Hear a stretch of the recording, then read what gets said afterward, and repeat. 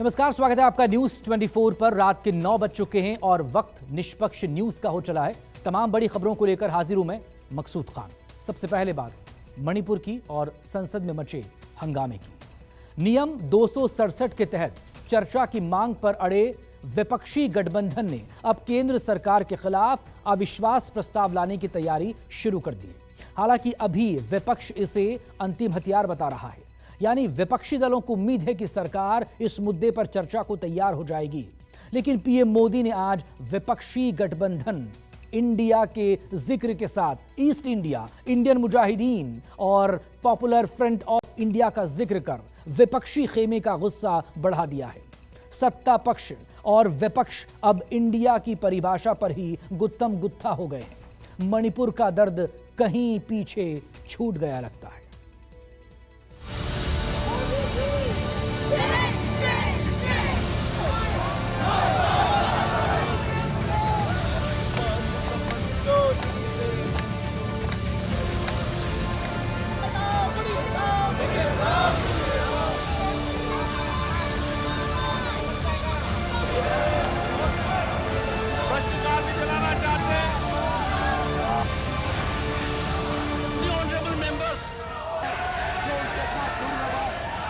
मिजोरम से मुंबई तक मणिपुर पर सवार, कश्मीर से कन्याकुमारी तक गुस्से का उबाल।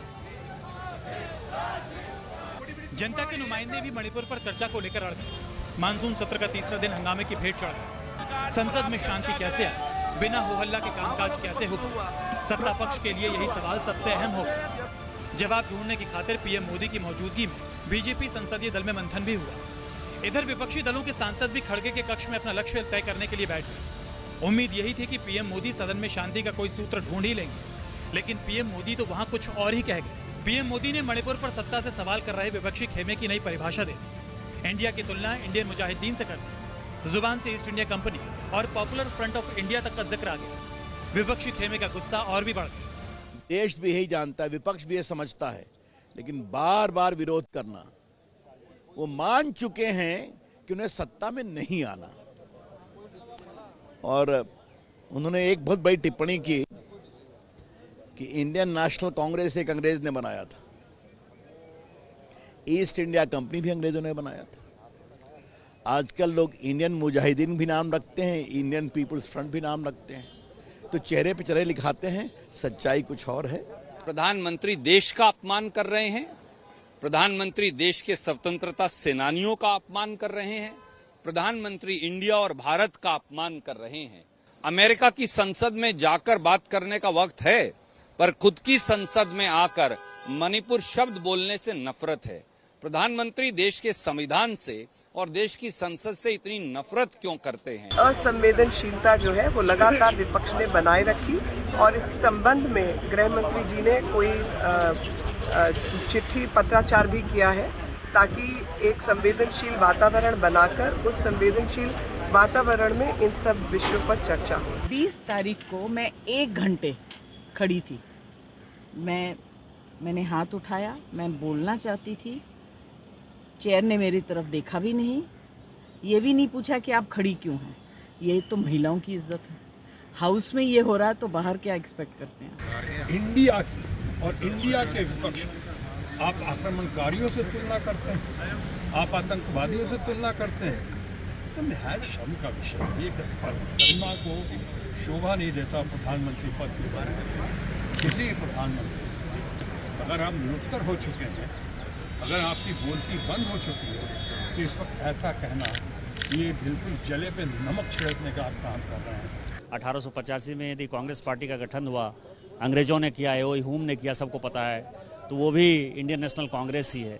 यदि मुजाहिदीन अपने आप को कहते हैं तो इंडियन मुजाहिदीन कहते हैं। जो हमने बैन किया है पीपुल्स फ्रंट को, जो है पीएफआई को, तो वो भी अपने को इंडिया करते हैं। तो इंडिया जहाँ नाम जोड़ने का मतलब आज के देश में जो फैशन बन गया है, वो फैशन जो अर्बन नक्सल हैं, जो नक्सलवाद हैं, चूँकि हम जिस राज्य से आते हैं, नक्सलवादियों को सबसे ज़्यादा हमने झेला है, तो वो अपने आप को लेजिटिमेट करने के लिए इंडिया नाम जोड़ देते हैं। तो ये सभी अर्बन नक्सलवादी हैं। मुझे बड़ा दुख होता है कि भारत के प्रधानमंत्री आदरणीय मोदी जी प्रधानमंत्री पद की गरिमा नहीं रखते।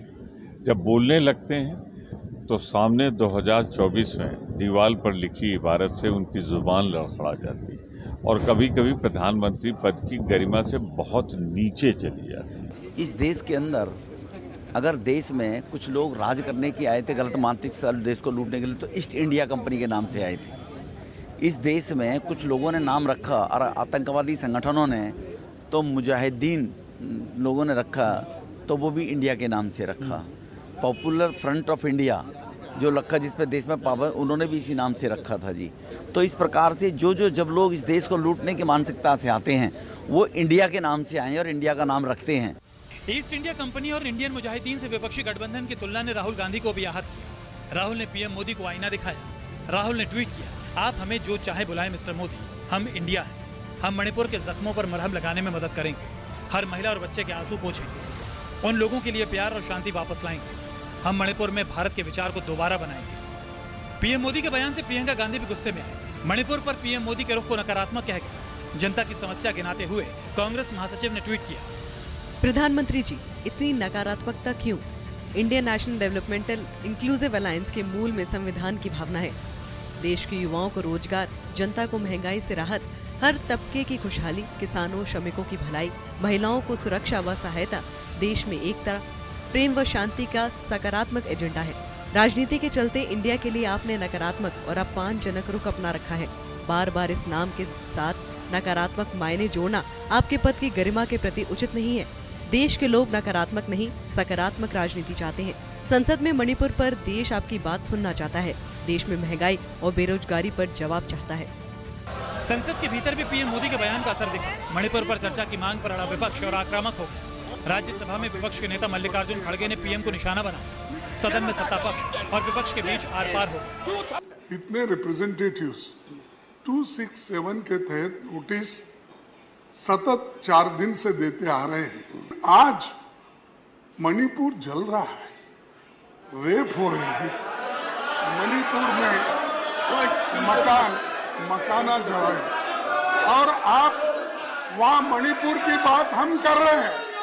मणिपुर की बात हम कर रहे हैं। प्राइम मिनिस्टर ईस्ट इंडिया की बात कर रहे हैं।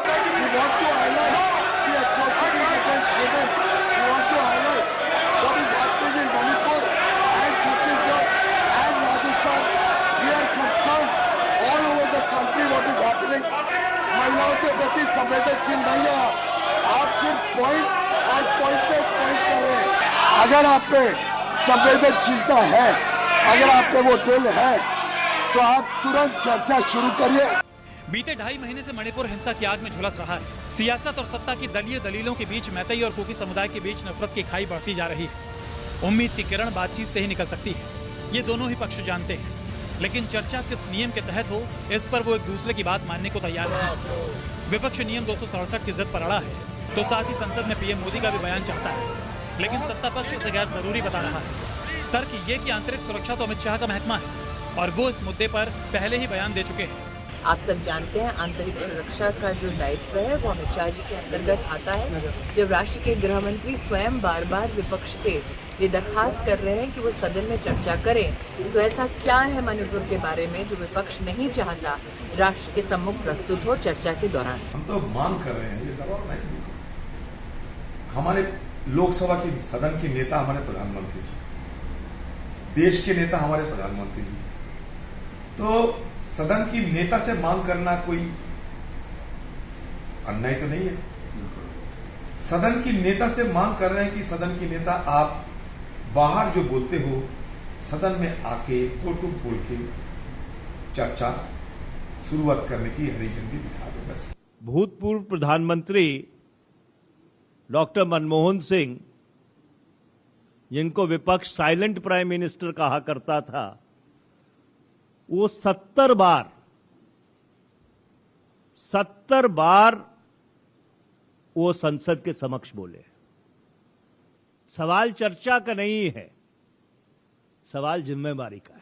मणिपुर गंभीर यातना से गुजर रहा है। हिंसा सिर्फ घर और सड़कों पर ही नहीं, लोगों के मन में घर कर चुकी है। नफरत के जख्म को भरोसे के मरहम की जरूरत है, लेकिन जिन पर ऐसा करने की जिम्मेदारी है, शायद उन्हीं ने इसे मामूली साबित करने की जिद ठान ली है। संजीव त्रिवेदी, कुमार गौर, प्रशांत देव और ऋषिकेश के साथ रमन कुमार, दिल्ली, न्यूज़ 24।